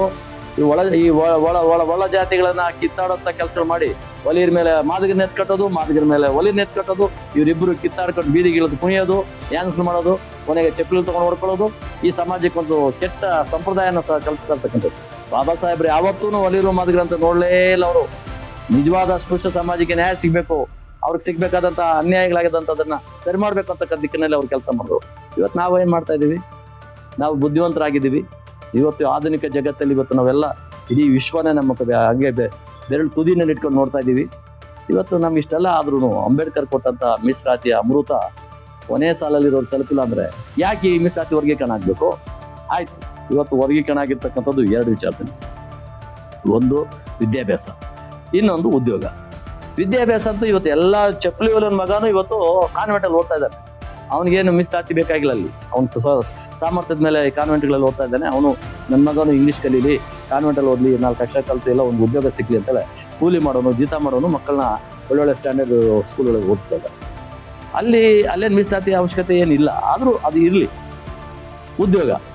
ಉದ್ಯೋಗದಲ್ಲಿ ಮೀಸಲಾತಿ ಕೊಡ್ಬೇಕಂತಂದಾಗ ಯಾರು ಕೊಡ್ಬೇಕಲ್ಲಿ? ಯಾರು ನಿಜವಾದ ತಿನ್ನಕ್ಕೆ ಅನ್ನಕ್ಕಿಲ್ದೇ ಇರ್ತಕ್ಕಂಥ ಜೀತ ಮಾಡ್ಕೊಂಡು ಗುಡಿಸಲಲ್ಲಿ ಹೆಂಚಿನ ಮನೆ ಸೀಟ್ ಮನೆಯಲ್ಲಿ ಇದ್ದಾನ ಅವನಿಗೆ ಹೋಗ್ಬೇಕೇ ವಿನ ಅಲ್ಲಿ KS officer, IAS officer, class 1 ಆಫೀಸರ್ಗಳು, ಇನ್ಕಮ್ ಟ್ಯಾಕ್ಸ್ ಪೇಯಿಗಳು, MLAಗಳು, MPಗಳು, ರಾಜಕಾರಣಿಗಳು, ಇಂಡಸ್ಟ್ರಿಯಲಿಸ್ಟ್ಗಳು ಇವ್ರ ಮಕ್ಕಳಿಗೆ ಹೋಗ್ಬೇಕಾ? ಮತ್ತೆ ಅಲ್ಲಿ ನಿರ್ಬಂಧ ಮಾಡಿ ಆರ್ಥಿಕವಾಗಿ ಯಾರು ಹಿಂದುಳಿದಿದಾರೋ ಅವ್ರಿಗೆ ಮಾತ್ರ ಮೀಸಲಾತಿ ಸಿಗ್ಬೇಕು.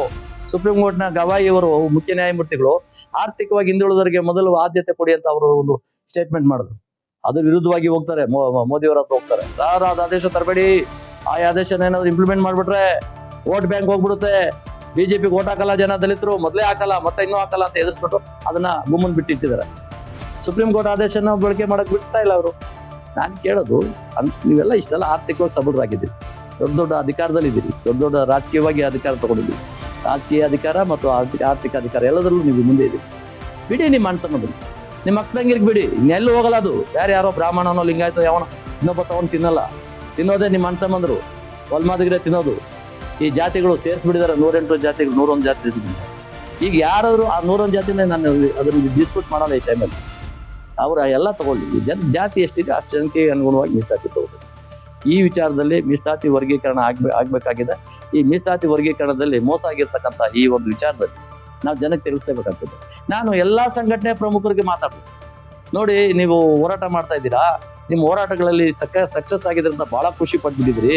ಸಿದ್ದರಾಮಯ್ಯನವರು 101ನೇ ಅವತಾರ, ಅಂಬೇಡ್ಕರ್ 101ನೇ ಅವತಾರ ಅಂತ ಎಲ್ಲ ಹೊಗಳ್ತಾ ಇದ್ದೀರಾ, ಅವ್ರಿಗೆ ಅಟ್ಟಕ್ಕೇರಿಸ್ತಾ ಇದ್ದೀರಿ.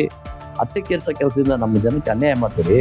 ಸತ್ಯನ ತಿಳಿಸಿ, ಇವತ್ತು ಮೀಸಲಾತಿ ಆರ್ಥಿಕ ವರ್ಗೀಕರಣ ಆಗ್ಬೇಕು ಅಂತಂದ್ರೆ ಆರ್ಥಿಕವಾಗಿ ಯಾರು ಹಿಂದಿದ್ದಾರೆ ಅವ್ನಿಗೆ ಮೀಸಲಾತಿ ಹೋಗಿ, ಅದು ನ್ಯಾಯ ಇದೆ. ಆರ್ಥಿಕವಾಗಿ IAS ಮಾಡೋ ಮಗನಿಗೂ SC ಅನ್ನೋ ಕೋಟೆ ಲೆಕ್ಕದಲ್ಲಿ ಮೀಸಲಾತಿ ಕೊಟ್ಟಿದ್ದೆ ಆದ್ರೆ ಚಿಪ್ಲೂರಿನ ಮಗ ಎಲ್ಲಿ ಹೋಗ್ಬೇಕು, ಜೀತ ಮಾಡೋನ್ ಮಗ ಎಲ್ಲಿ ಹೋಗ್ಬೇಕು, ಗುಡ್ಸ್ಲಲ್ಲಿರೋ ಮಗ ಎಲ್ಲಿ ಹೋಗ್ಬೇಕು? ಇದು ಆರ್ಥಿಕವಾಗಿ ಮೀಸಲಾತಿ ವರ್ಗೀಕರಣ ಆಗ್ಬೇಕಾಗಿದೆ. ಇದ್ರ ಬಗ್ಗೆ ಮಾತಾಡ್ತಾ ಇಲ್ಲ ಯಾರು. ಇನ್ನೊಂದು ವಿಚಾರ, ರಾಜಕೀಯವಾಗಿ ಇವತ್ತು ಬೆಂಗಳೂರು ಕರ್ನಾಟಕ ರಾಜ್ಯದಲ್ಲಿ 36 MLAಗಳಿದ್ದಾರೆ, SCಗಳು 36 MLA ಮೀಸಲು ಕ್ಷೇತ್ರಗಳಿದ್ದಾವೆ. 36ರಲ್ಲಿ 22 ಕ್ಷೇತ್ರಗಳನ್ನ ಬೋವಿಲ್ ಅಂಬಾನಿಗಳೇ ತಗೊಂಡು ತಿಂತಾ ಇದ್ದಾರೆ. ಒಲಿಯೂರು ಮಾದಿಗರು ಕೇವಲ 14 ಜನ ಇದ್ದಾರೆ. ಇವತ್ತು ರಾಜಕೀಯವಾಗಿ ಮೀಸಲಾತಿ ವರ್ಗೀಕರಣ ಆಗ್ಬಿಡ್ಲಿ. ಇವತ್ತು ಹೇಗೆ ಇವತ್ತು ಉದ್ಯೋಗ ಮತ್ತು ಶಿಕ್ಷಣಕ್ಕೆ ವರ್ಗೀಕರಣ ಮಾಡಿದಿರೋ, ರಾಜಕೀಯ ವರ್ಗೀಕರಣ ಆಗ್ಲಿ. ಆ ಜಾತಿ ಎಷ್ಟಿದೆಯೋ, ಈಗ ಯಾವ ಜಾತಿನಲ್ಲಿ ಎಷ್ಟು ಜನ ಇದ್ದಾರೋ ಅಷ್ಟು ಜನಕ್ಕೆ ಮಾತ್ರ ಮೀಸಲಾತಿ ಹೋಗ್ಲಿ. ಈ ಪ್ರಯತ್ನ ಯಾಕೆ ಮಾಡ್ತಾ ಇಲ್ಲ ನಮ್ಮ ಸಂಘಟನೆಗಳು, ರಾಜಕೀಯದವರು, MLAಗಳು, MP ಗಳು? ಅವ್ರಿಗೇನ್ ಬೇಕೋ ಅವ್ರಿಗೆ ಒಳ್ಳೆ ಜಾಗಗಳಲ್ಲಿ ಅಕ್ರಮವಾಗಿ ಸೇರ್ಕೊಂಡಿದ್ದಾರೆ, ಅಧಿಕಾರದಲ್ಲಿದ್ದಾರೆ. ಅಧಿಕಾರದಲ್ಲಿ ಇರ್ತಕ್ಕಂಥ ನಮ್ಮ ರಾಜಕಾರಣಿಗಳು 7 ಸಾರಿ MP ಆದ್ರೂ, 4 ಸಾರಿ MLA ಆದ್ರೂ ಒಬ್ಬನೇ, ಅವನು ಮತ್ತೆ ತಿರ್ಗಿ ಅವನು ಅವ್ನ ಮಕ್ಕಳು ಅವ್ರ ಮಕ್ಕಳು ಹೋಗಬೇಕು. 9 ಸಾರಿ MLA ಆದ್ರೂ, 1 ಸಾರಿ 2 ಸಾರಿ ಲೋಕಸಭಾ ಸದಸ್ಯ, 1 ಸಾರಿ ರಾಜ್ಯಸಭಾ ಸದಸ್ಯ ಆದ್ರೂ ಅವ್ರ ಅಳಿಯ ಮತ್ತೆ ಮಗನೇ ರಾಜಕೀಯ ಹೋಗ್ಬೇಕು. ಈ ರಾಷ್ಟ್ರದಲ್ಲಿ ಇದೆಲ್ಲ ವಿಚಾರಗಳಿದಾವೆ. ಅದು ಒಂದ್ ಕಡೆಗೆ ದೊಡ್ಡ ವಿಚಾರಗಳು ಮಾತಾಡೋಣ. ಇವತ್ತು ರಾಜ್ಯದಲ್ಲಿ ಆಗಿರ್ತಕ್ಕಂಥ ಮೀಸಲಾತಿ ವರ್ಗೀಕರಣದಲ್ಲಿ ಇವತ್ತು ನಾನು ನೋಡ್ತಾ ಇದ್ದೀನಿ, ಪ್ರತಿನಿತ್ಯ ದಿನನಿತ್ಯ ಬೀದಿಗಳಲ್ಲಿ ಇಳಿದು ತಾಲೂಕುಗಳಲ್ಲಿ ಚಿಪ್ಪಲಿ ಹೊಡ್ಕೊತಾ ಇದ್ದಾರೆ, ಹೊಡೆದಾಡ್ತಾ ಇದ್ದಾರೆ, ಲಾಠಿ ಚಾರ್ಜ್ ಆಗ್ತಾ ಇದೆ, ಏಟ್ ತಿಂತಾ ಇದ್ದಾರೆ. ಅವರೆಲ್ಲ ಅಮಾಯಕ ಜನ, ಅಮಾಯಕ ಮುಗ್ಧರನ್ನ ಇವರು ಈ ಆಟ ಆಡ್ತಾ ಇದಾರಲ್ಲ ನಮ್ಮ ರಾಜಕಾರಣಿಗಳು. ಎಲ್ಲ ಪಾರ್ಟಿಲಿ, ನಾನು BJP, ಕಾಂಗ್ರೆಸ್, JDS ಅಂತ ಮಾತಾಡೋಣ, ಎಲ್ಲ ಪಾರ್ಟಿ ರಾಜಕಾರಣಿಗಳು ಈ ಮೋಸ ಮಾಡ್ತಕ್ಕಂಥದ್ದನ್ನ ಬಿಡಿ. ಬಾಬಾ ಸಾಹೇಬರು ಕೊಟ್ಟಿರ್ತಕ್ಕಂಥ ಅವಕಾಶಗಳಿಂದ ನಿಮ್ಮ ಮೇಲೆ ಬಂದ್ಬಿಟ್ಟಿದ್ದೀರಾ. ಮತ್ತೆ ಮತ್ತೆ ಮತ್ತೆ ಮತ್ತೆ ಮತ್ತೆ ನೀವು ಅದಕ್ಕೆ ಹೋಗ್ತಾ ಇದ್ರೆ ಆ ಕಟ್ಟ ಕಡೆಯ ಸಮಾಜಕ್ಕೆ ನ್ಯಾಯ ಕೊಡೋರು ಯಾರು? ಬಾಬಾ ಸಾಹೇಬ್ರು ಇವತ್ತೇನಾರ ಜೀವಂತವಾಗಿದ್ದಿದ್ರೆ ನಿಮ್ಮನ್ನು ನೋಡಿ ಎಷ್ಟು ನೊಂದ್ಕೊಂಡ್ಬಿಟ್ಟವ್ರು. ಇವತ್ತು ಅವರು ಅಂಬೇಡ್ಕರ್ ಅವರು ನಮ್ಮ ಜೊತೆ ಇಲ್ಲ ಅಂದ್ರೂ ಅವ್ರ ಆಶಯಗಳು ನಮ್ಮ ಜೊತೆಗಿದೆ. ಸತ್ಯ ಯಾವತ್ತಿದ್ರು ಸತ್ಯನೇ.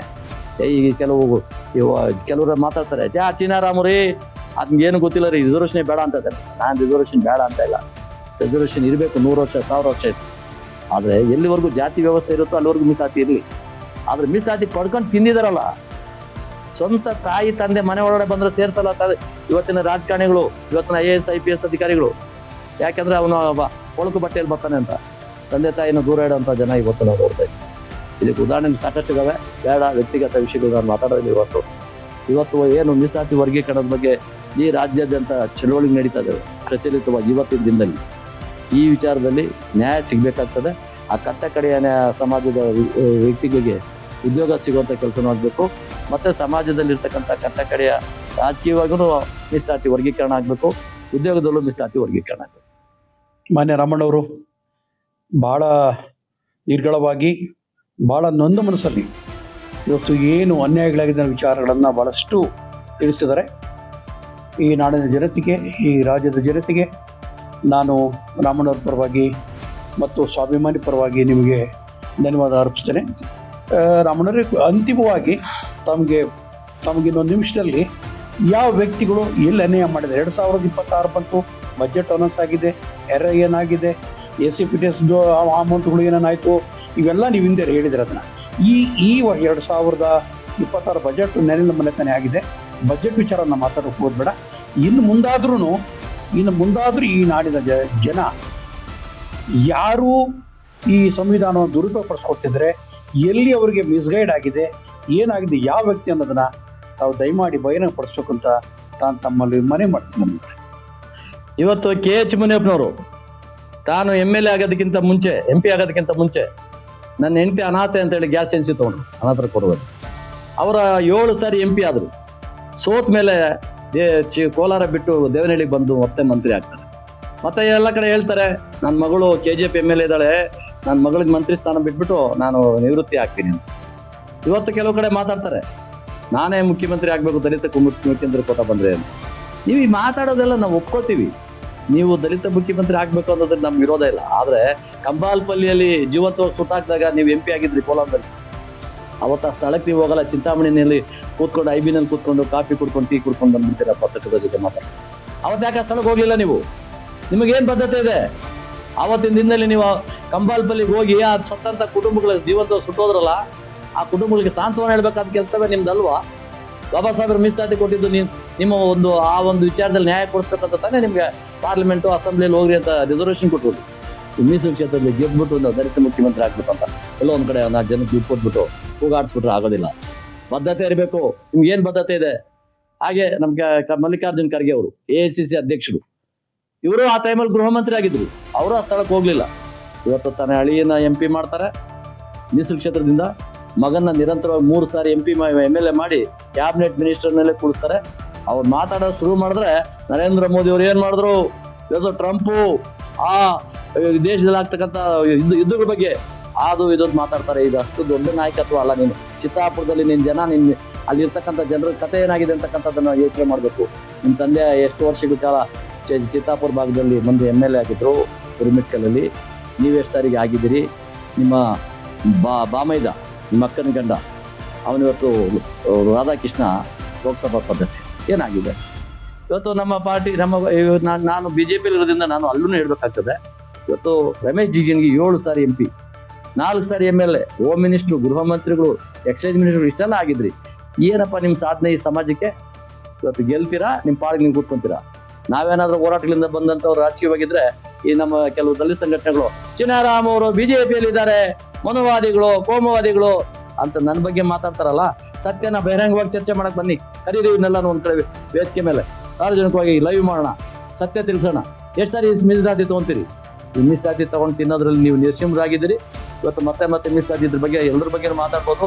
ಇವತ್ತು ನಮ್ಮ ರಾಜ್ಯದಲ್ಲಿ ಇರ್ತಕ್ಕಂಥ ನಮ್ಮ ತಿಮ್ಮಾಪುರ, RB ತಿಮ್ಮಾಪುರ, KH ಮುನಿಯಪ್ಪ, ಇವತ್ತು ಮಹದೇವಪ್ಪನವರು, ಈ ಕಡೆ ಪರಮೇಶ್ವರ್ ಅವರು ಒಂದು ರಾಜಣ್ಣ, ಮಧುಗಿರಿ ರಾಜಣ್ಣ ಒಂದು ಸ್ಟೇಟ್ಮೆಂಟ್ ಕೊಡ್ತಾರೆ.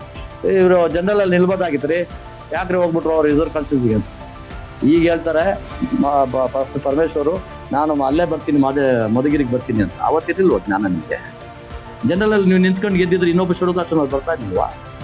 ಈ ಅವಕಾಶ ಒಂದು ಚಿತ್ರಕ್ಕೊಂದು ಇನ್ನೊಂದು ಅವಕಾಶ ಸಿಗ್ತಾ ಇರ್ಲಿಲ್ವಾ? ಇವತ್ತು ನಿಮ್ಗೆ ಸ್ವಾಭಿಮಾನ ಹುಗ್ಗಿ ಬರ್ತಾ ಇದೆ. ಇವತ್ತೇನಾದ್ರೂ ದಲಿತ ಮುಖ್ಯಮಂತ್ರಿ ಯಾರನ್ನ ಆಗ್ಬೇಕು ಅಂತ ಕೇಳಿದ್ರೆ ನಾನು ಹೈಕಮಾಂಡ್ ಏನ್ ಹೇಳ್ತದೆ ಕೇಳ್ತೀನಿ. ಈಗ ಹಾಲಿ ಮುಖ್ಯಮಂತ್ರಿ ಇದ್ದಾರೆ ಅಂತ ಮಾತಾಡ್ತಾರೆ. ಹಾಲಿ ಮುಖ್ಯಮಂತ್ರಿ ಇರೋದು ನೀವಲ್ಲ. ಬಸವಲಿಂಗಪ್ಪನವ್ರು ಒಂದ್ಸಾರಿ ಕೇಳ್ತಾರೆ ಪತ್ರಕರ್ತರು, ಸ್ವಾಮಿ ನೆಕ್ಸ್ಟ್ ಮುಖ್ಯಮಂತ್ರಿ ಯಾರು ರಾಜ್ಯಕ್ಕೆ ಅಂತಾರೆ. ಯಾರ ಹೆಸರು ಯಾಕ್ರಿ ಹೇಳ್ರಿ, ನಾನೇ ಮುಖ್ಯಮಂತ್ರಿ ಅಂತಕ್ಕಂಥ ಒಂದು ಗಡುಸು ಧ್ವನಿ ಇತ್ತು. ಆ ಬಸವಲಿಂಗಪ್ಪ ಇದ್ದಂತ ಸ್ವಾಭಿಮಾನದ ಗತ್ತು ಎಲ್ಲೋಯ್ತು ನಿಮ್ಗೆ? ಇನ್ನೂ ಏನ್ ಬೇಕು ನಿಮ್ಗೆ? ಇನ್ನೆಷ್ಟು ವರ್ಷ ಬದುಕ್ತೀರಾ? ದಯಮಾಡಿ ಸ್ವಾಭಿಮಾನ ಕಳ್ಕೊಬೇಡಿ. ಬಾಬಾ ಸಾಹೇಬ್ರು ಅವತ್ತಿನ ದಿನದಲ್ಲಿ ಕೊನೆ ಮಾತು ಹೇಳ್ಬಿಡ್ತೀನಿ, ಇಂದು ಕಾಮನ್ ಸಿವಿಲ್ ಕೋಡ್ ತರಬೇಕನ್ನೋ ಪ್ರಯತ್ನ ಮಾಡ್ತಾರೆ. ಕಾಮನ್ ಸಿವಿಲ್ ಕೋಡ್ ಪ್ರಯತ್ನ ಮಾಡಿದಾಗ ಎಲ್ಲ ದೇಶದ ಎಲ್ಲ ಹೆಣ್ಣು ಮಕ್ಕಳಿಗೂ ಸಾಮಾಜಿಕ ನ್ಯಾಯ ಸಿಗ್ಬೇಕು, ಆರ್ಥಿಕವಾಗಿ ಸಮಾನತೆ ಸಿಗ್ಬೇಕು, ತಂದೆ ಆಸ್ತಿಯಲ್ಲಿ ಹೆಣ್ಮಕ್ಳಿಗೂ ಪಾಲ್ ಸಿಗ್ಬೇಕು, ಅವರು ಗಂಡು ಮಕ್ಕಳಿಗೆ ಸಮಾನವಾದ ಹಕ್ಕುಗಳು ಕೊಡ್ಬೇಕಂತಕ್ಕಂಥ ಕಾಮನ್ ಸಿವಿಲ್ ಕೋಡ್ ತರಬೇಕು ಅಂತ ಹೇಳಿ ಹೋಮ್ ಮಿನಿಸ್ಟರ್ ಆಗಿದ್ದ ಕಾನೂನು ಮಂತ್ರಿ ಆಗಿದ್ದಾಗ ಬಾಬಾ ಸಾಹೇಬ್ರು ಹೇಳ್ತಾರೆ. ಅವತ್ತು ನೆಹರು ಹೇಳ್ತಾನೆ, ಇಲ್ಲ ಸಾಹೇಬ್ರೆ, ಇಲ್ಲ ಬಾಬಾ ಸಾಹೇಬ್ರೆ, ಆ ಹೆಣ್ಮಕ್ಳು ಮುಸಲ್ಮಾನ್ ಹೆಣ್ಮಕ್ಳನ್ನ ಬುರ್ಕಾದಲ್ಲಿ ಬಿಟ್ಬಿಡಿ, ಅವ್ರನ್ನ ತರಬೇಡಿ ಕಾಮನ್ ಸಿವಿಲ್ ಕೋಡ್ಗೆ ಅಂತಾರೆ. ಆ ಹೆಣ್ಮಕ್ಳು ಮುಸಲ್ಮಾನ್ ಹೆಣ್ಮಕ್ಳು ಅನ್ಯಾಯಕ್ಕೆ ಒಳಗಾಗಿಲ್ವಾ? ದೌರ್ಜನ್ಯಕ್ಕೆ ಒಳಗಾಗಿರ್ಲಿಲ್ವಾ? ಅವ್ರಿಗೂ ನ್ಯಾಯ ಸಿಗ್ಬಾರ್ದಾ? ತಂದೆ ಆಸ್ತಿಯಲ್ಲಿ ಪಾಲ್ ಸಿಗೋದ್ ಬೇಡವಾ? ಅವ್ರಿಗೆ ಓಟ್ ಹಾಕೋ ಅಧಿಕಾರ ಬರೋದು ಬೇಡವಾ? ಈ ಪ್ರಯತ್ನ ಅಂಬೇಡ್ಕರ್ ಹೋಗ್ಲಿ ಅಂತೇಳಿ ಬಿಡ್ತಾರೆ. ಬಿಟ್ಟಾದ್ಮೇಲೆ ಹಿಂದೂ ಕೋಡ್ ಬಿಲ್ ಅನ್ನೋ ಪ್ರಯತ್ನ ಮಾಡ್ತಾರೆ, ಹಿಂದೂ ಕೋಡ್ ಬಿಲ್ ತರಬೇಕು ಅಂತ. ಹಿಂದೂ ಕೋಡ್ ಬಿಲ್ ತರಬೇಕು ಅನ್ನೋ ಪ್ರಯತ್ನ ಮಾಡಿದಾಗ ಅವಾಗ ಹೇಳ್ತಾರೆ ನೆಹರು, ಇದು ಪಾರ್ಲಿಮೆಂಟಲ್ಲಿ ಅಮೆಂಡ್ ಆಗ್ಬೇಕು, ಕಾನೂನು ಆಗ್ಬೇಕು. ಅದಕ್ಕೆ ಹೇಳ್ತಾರೆ ನೆಹರು ಹೇಳ್ತಾರೆ, ಇಲ್ಲ ಬಾಬಾ ಸಾಹೇಬ್ರೆ, ಹೆಣ್ಮಕ್ಳು ಏನಿದ್ರು 4 ಗೋಡೆ ಮಧ್ಯೆ ಇರಬೇಕು, ಗಂಡಸರಿಗೆ ಸುಖ ಕೊಟ್ಕೊಂಡು ಮಕ್ಕಳನ್ನ ಸಾಕೊಂಡು ಕೂತ್ಕೋಬೇಕು, ಅವ್ರಿಗೆ ಸಮಾನತೆ ಕೊಡೋಕ್ಕಾಗಲ್ಲ ಅಂತ. ರಾಜೇಂದ್ರ ಪ್ರಸಾದ್ ರಾಷ್ಟ್ರಪತಿಗೆ ಹೋಗಿ ದೂರ ಹೇಳ್ತಾರೆ ಅಂಬೇಡ್ಕರ್ ಅವರು, ಹೇಳಿ ನೆಹರುಗೆ, ಹೆಣ್ಮಕ್ಳು ದೌರ್ಜನ್ಯಗೊಳಗಾಗಿದ್ದಾರೆ, ಶೋಷಣೆಗೊಳಗಾಗಿದ್ದಾರೆ, ಅವ್ರಿಗೆ ನ್ಯಾಯ ಕೊಡೋದ್ರೆ ನಾನ್ಯಾಕೆ ಮಂತ್ರಿ ಆಗಿರ್ಬೇಕು, ಕಾನೂನು ಮಂತ್ರಿಯಾಗಿ ಹೇಳಿ ಅವ್ರಿಗೆ ಅಂತಾರೆ. ಅವ್ರು ಹೇಳ್ತಾರೆ, ಪಾಪ ಅಸಹಾಯಕ ಸ್ಥಿತಿಯಲ್ಲಿ ಹೇಳ್ತಾರೆ, ರಾಷ್ಟ್ರಪತಿಗಳು ಡೈರೆಕ್ಷನ್ ಕೊಡಬೇಕಾಗಿತ್ತು. ನೆಹರು ಅಂಬೇಡ್ಕರ್ ಹೇಳ್ತಾರೆ, ಸರಿ ಇದೆ ನೆಹರು, ಏನಾದ್ರು ಪಾಲಿಸು ಅಂತ. ಅದು ಹೇಳಿಲ್ಲ. ಬಾಬಾ ಸಾಹೇಬ್ರೆ ಅಡ್ಜಸ್ಟ್ ಮಾಡ್ಕೊಂಡು ಹೋಗ್ಬಿಡಿ ಸಾಹೇಬ್ರೆ, ನಾವು ಇಂಥವೆಲ್ಲ ಕಾನೂನು ಹೇಳೋಕ್ಕಾಗಲ್ಲ ಮುಖ್ಯ ಪ್ರಧಾನಮಂತ್ರಿ. ಬಾಬಾ ಸಾಹೇಬ್ರು ಯಾವತ್ತೂ ಅಡ್ಜಸ್ಟ್ಮೆಂಟ್ ರಾಜಕಾರಣಿ ಆಗಿರಲಿಲ್ಲ. ಬಾಬಾ ಸಾಹೇಬ್ರು ಬರ್ತಾರೆ, ಒಂದು ವೈಟ್ ಪೇಪರ್ ತಗೊಂಡು, ಯಾವ ಹೆಣ್ಣು ಮಕ್ಕಳಿಗಾಗಿ ಕಾನೂನು ಮಾಡಲಿಕ್ಕೆ ಆಗದೆ ಇರತಕ್ಕಂಥ ಕಾನೂನು ಮಂತ್ರಿಯಾಗಿ ನಾನು ಒಂದು ಕ್ಷಣ ಅಧಿಕಾರ ಇರೋಂಥ ರಾಜೀನಾಮೆ ಬಿಸಾಕಿ ಈಚೆ ಬರ್ತಾರೆ. ಅದು ಬಾಬಾ ಸಾಹೇಬ್. ಆ ಬಾಬಾ ಸಾಹೇಬ್ರ ಚಿಂತನೆಗಳು, ಆ ಒಂದು ಆಲೋಚನೆಗಳು ಅವತ್ತು ಕೇಂದ್ರ ಕಾನೂನು ಮಂತ್ರಿಗೆ ರಾಜೀನಾಮೆ ಬಿಸಾಕಿ ಈಚೆ ಬಂದರು. ನಿಮ್ಗೆ ಏನಾಗಿದೆಯಪ್ಪ, ನಮ್ಗೆ ಅರ್ಥ ಆಗ್ತಾ ಇಲ್ಲ, ಇಷ್ಟೆಲ್ಲ ಮುಗಿಸ್ಬಿಟ್ಟಿದ್ದೀರಾ, ಸಾವಿರಾರು ಕೋಟಿಗಳು, 10 ತಲೆಮಾರು 20 ತಲೆಮಾರು 30 ತಲೆಮಾರಿಗಾಗಷ್ಟು ದುಡ್ಡು ಮಾಡ್ಕೊಂಡ್ಬಿಟ್ಟಿದ್ದೀರಾ, ಇನ್ನೂ ಬೇಕಾ ನಿಮ್ಗೆ ಅಧಿಕಾರ, ಇನ್ನೂ ಬೇಕಾ ನಿಮ್ಗೆ ಆರ್ಥಿಕವಾಗಿ ಸೌಲಭ್ಯಗಳು, ಬಿಡಿ ನಿಮ್ಮ ಅಣ್ಣ ತಮ್ಮಂದ್ರಿಗೆ ಅನ್ನೋ ಮಾತನ್ನು ಹೇಳ್ತೀನಿ. ಈಗ ರಮಣರೇ, ನಿಮ್ಗೆ ಅಷ್ಟೇ ಹೇಳ್ತೀನಿ, ಈಗ ಇಷ್ಟೆಲ್ಲ ಆಗ್ತದಲ್ಲ ನೋಡಿ, ಇವ್ರು ಯಾರು ನಮ್ಮ ಕರ್ನಾಟಕ ರಾಜ್ಯದಲ್ಲಿ ಇರ್ತಕ್ಕಂಥ ದಲಿತ ಸಮಾಜದಲ್ಲಿ ಸೀನಿಯರ್ಸ್ ಇದ್ದಾರೆ, ಭಾಳ ಸೀನಿಯರು ಮಂತ್ರಿ ಆದವರು, 7 ಸಾರಿ ಗೆದ್ದಂತರ ದಲಿತ ನಾಯಕರುಗಳಿದ್ದಾರೆ. ಯಾಕೆ ನಾನು ಮುಖ್ಯಮಂತ್ರಿ ಅಂತ ಹೇಳಲ್ಲ, ನನ್ನೇ ಮುಖ್ಯಮಂತ್ರಿ ಮಾಡಿದ್ರಿ ಯಾಕೆ ಹೇಳಲ್ಲ? ಏನೋ ಹೇಳೋದು, ಹೈಕಮಾಂಡ್ ಕೇಳ್ತಿರೋ, ಹೈಕಮಾಂಡ್ ಡಿಸೈಡ್ ಮಾಡ್ತಾರೆ ಅಂತ ಹೇಳೋದು. ಇವತ್ತಿನವರೆಗೆ ಮುಂದಿನ ಮುಖ್ಯಮಂತ್ರಿ ನಾನೇ ಆಗಬೇಕು, ನನಗೆ ಕೊಡಬೇಕು, ನಾನು ಹಳಬರಿದ್ದೇನೆ, ಪಕ್ಷ ಬದಲಾವಣೆ ಮಾಡಿಲ್ಲ, ನಾನು ಬೇರೆ ಪಕ್ಷದಿಂದ ಬಂದೇನೋ ಅಲ್ಲ, ವರ್ಷೆ ನಾನು ನಾನು ಹುಟ್ಟು ಕಾಂಗ್ರೆಸ್ಸು, ನಾನು ಅಮರನಾಥರು ಕಾಂಗ್ರೆಸ್ ಬೆಳ್ಕೊಂಬಿದ್ದೀನಿ, ನನ್ನನ್ನೇ ಮುಖ್ಯಮಂತ್ರಿ ಮಾಡಬೇಕು ಅಂತಂತೇಳಿ ಯಾವ ದಲಿತ ನಾಯಕರುಗಳು ಯಾಕೆ ಹೇಳ್ತಲ್ಲ? ಯಾವ ಈ ಕಾಂಗ್ರೆಸ್ ಪಕ್ಷದಲ್ಲಿ ಇವ್ರಿಗೆ ಏನಾಗಿದೆ? ಯಾಕೆ KPCC ಅಧ್ಯಕ್ಷ ಆಗಿದ್ದಂತ ಡಾಕ್ಟರ್ ಪರಮೇಶ್ವರ್ ಅವರು ತಾನು ಮುಖ್ಯಮಂತ್ರಿ ಆಗ್ಬೇಕು ಅಂತ ಹೇಳಿ ಹೋರಾಟಗಳು ಕೇಳಿದಾಗ ಅವರು ರಾಜ್ಯದಲ್ಲಿ ಸರ್ಕಾರ ತಂದ್ರೆ ಅವತ್ತಿನ ದಿನದಲ್ಲಿ ಅವ್ರನ್ನ ಸೋಲ್ಸಿದ್ ಯಾರು? ಸಿದ್ದರಾಮಯ್ಯ. ಯಾಕೆ ಹೊರತು ಪ್ರಕಾಶ್ ಮಾತಾಡೋದನ್ನ, ಹೊರತು ಪ್ರಕಾಶ್ ಒಂದ್ ಕಡೆ ಹೇಳ್ದಾನೆ ಅದನ್ನ ಎಲ್ಲರಿಗೂ ಗೊತ್ತಿರೋ ಸತ್ಯ, ಇದು ಓಪನ್ ಸೀಕ್ರೆಟ್, ಎಲ್ಲರಿಗೂ ಗೊತ್ತಿರೋಂಥದ್ದೇ.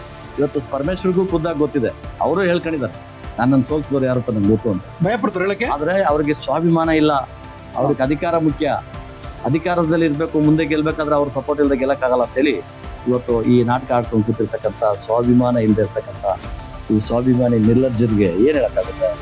ಎಲ್ಲಿವರೆಗೂ ಸ್ವಾಭಿಮಾನಿ ಯುವಕರು ರಾಜಕೀಯವಾಗಿ ಮೇಲೆ ಬರಬೇಕು, ಚಿನಾರಾಮ BJP ಅಂತ ಅನ್ನೋದಲ್ಲ, ಎಲ್ಲೇ ಇರಲಿ ತಮ್ಮ ಸ್ವಾಭಿಮಾನವನ್ನು ಕಳ್ಕೊಳ್ಳದೆ ಸಮಾಜಕ್ಕೆ ನ್ಯಾಯ ಕೊಡ್ತಕ್ಕಂಥದ್ದು ನೇರವಾಗಿ ಮಾತಾಡೋದು. ಇನ್ನೊಂದು ವಿಚಾರ ಹೇಳ್ತೀನಿ ಹಂಗಾರೆ, ಈಗ ಖರ್ಗೆ ಅವರ ನೀವೊಂದು ಹೇಳಿದ್ರ, ಅದನ್ನ ಹೊರತುಪಡಿಸಿ ಹೇಳ್ತೇನೆ. ಈಗ ಕಾಂಗ್ರೆಸ್ನಲ್ಲಿ ಇರ್ತಕ್ಕಂಥ ಒಬ್ಬ ದಲಿತರು ಮುಖ್ಯಮಂತ್ರಿ ಆಗ್ಬೇಕನ್ನೋದಾದ್ರೆ ಖರ್ಗೆ ಮಗನ ಮಾಡ್ಬಹುದಲ್ಲ ನೇರವಾಗಿ? ಖರ್ಗೆ ಮಗನ್ ಮಾಡೋ ಬದಲು ಹೊಸ ತಲೆಮಾರುಗಳು ಮಾಡ್ಬೇಕೇನ, ಇವೆಲ್ಲ ಸಮಾಜಕ್ಕೆ ವೇಸ್ಟ್ ಆಗಿರ್ತಕ್ಕಂಥವ್ರು. ಯಾಕಂದ್ರೆ ಎಲ್ಲವೂ ಸ್ವಾಭಿಮಾನ ಕಳ್ಕೊಂಡಿರ್ತಾರೆ. ಈ ಸ್ವಾಭಿಮಾನಿ ನ್ಯೂಸ್ ಚಾನೆಲ್ ನಾನು ಹೇಳ್ತೇನೆ, ನಿಮ್ಗೆ ನಿಜವಾಗ್ಲೂ ಸ್ವಾಭಿಮಾನ ಇದ್ರೆ ಬನ್ನಿ, ಸಾರ್ವಜನಿಕ ವೇದಿಕೆ ಮೇಲೆ ಕೂತ್ಕೊಳ್ಳೋಣ, ಡಿಬೇಟ್ ಮಾಡೋಣ, ಕೂತ್ಕೊಂಡು ಚರ್ಚೆ ಮಾಡೋಣ. ನೀವೆಷ್ಟು ಈ ಸಮಾಜಕ್ಕೆ ನ್ಯಾಯ ಕೊಡಿಸಿದ್ದೀರಿ, ಏನು ಇವತ್ತು ವಿಶೇಷ ಘಟಕ ಯೋಜನೆಯಲ್ಲಿ ಬಜೆಟಲ್ಲಿ ಇರ್ತಾರೆ 40,000 45,000ವರೆಗೂ. ಈ ಹಣ ಇವತ್ತು ವೀರಿ ಗ್ಯಾರಂಟಿಗೆ ಬಳಸ್ಕೊಂಡಿದ್ದಾರೆ. ಇವತ್ತು ಈ ಹಣ ಬಳಸ್ಕೊಂಡಿರೋದ್ರಿಂದ ಈ ಕಟ್ಟಕಡೆಯ ಸಮಾಜದ ಜನಕ್ಕೆ ಎಲ್ಲಿ ಅಮೃತ ಸಿಗುತ್ತೆ? ಅಂಬೇಡ್ಕರ್ ಅವರು ತಾವು ಸ್ವತಃ ವಿಷ ಕುಡಿದು ನಮ್ಗೆ ಕೊಟ್ಟರು ಅಮೃತ. ಎಲ್ಲ ಒಂದ್ ಕಡೆ ಕೆಲವರೇ ಅದನ್ನು ದುರ್ಬಳಕೆ ಮಾಡ್ತಾ ಇದ್ರು.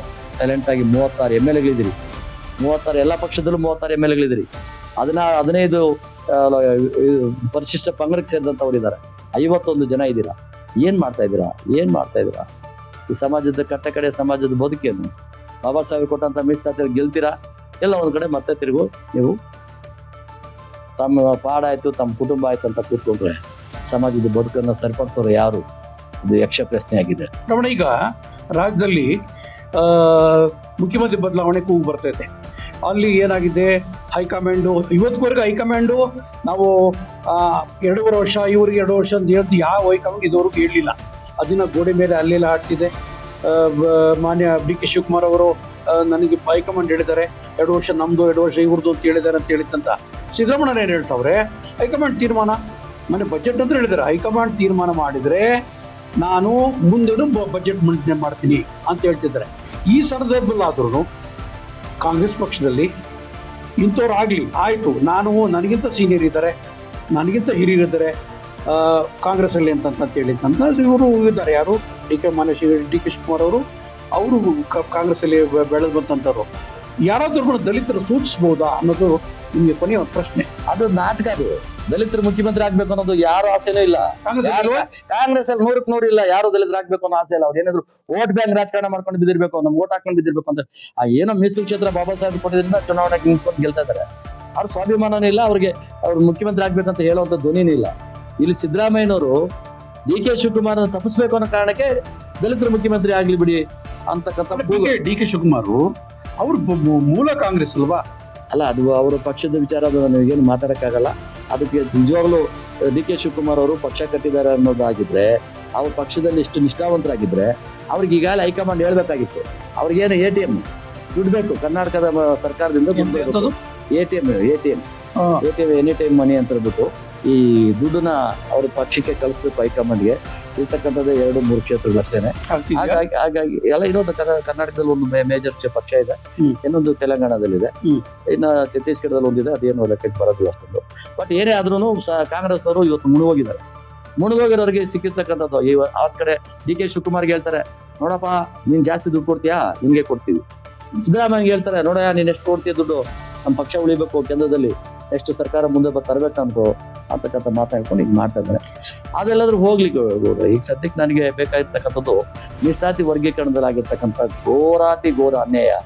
ನಮ್ಮ ಯುವಕರು ಇದುವರೆಗೂ ಅದನ್ನ ಎಚ್ಚೆತ್ಕೊಳ್ದೆ ಹೋದ್ರೆ ಮುಂದಿನ ದಿನಗಳಲ್ಲಿ ಬಹಳ ನೋವನ್ನು ಅನುಭವಿಸ್ಬೇಕಾಗ್ತದೆ. ರಾಜಕೀಯ ವಿಷಯ ಮಾತಾಡಕ್ ಹೋದ್ರೆ ಇನ್ನೊಂದು ದಿನ ಚರ್ಚೆಗೆ ಇಟ್ಕೊಳ್ಳೋಣ.